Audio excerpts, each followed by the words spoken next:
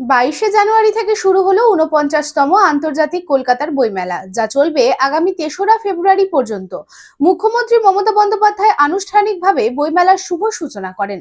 বইমেলায় মোট বিভিন্ন নামি দামি প্রকাশকের ১১০০টি স্টল থাকছে। জানা গেছে, গত বছর ২৩ কোটি টাকার বই বিক্রি হয়েছে এবং ২৭ লক্ষ মানুষ এসেছিলেন। বইমেলার উদ্বোধন করতে এসে এমনটাই জানালেন মুখ্যমন্ত্রী মমতা বন্দ্যোপাধ্যায়। বইমেলা উপলক্ষে বিভিন্ন রুটের বাসের সংখ্যাও বাড়ানোর সিদ্ধান্ত নিয়েছে পরিবহন দপ্তর। রানীগঞ্জে নিজের স্বপ্নের বাড়ি খুঁজছেন? তাহলে চলে আসুন biggest housing project Kamaladham housing complex.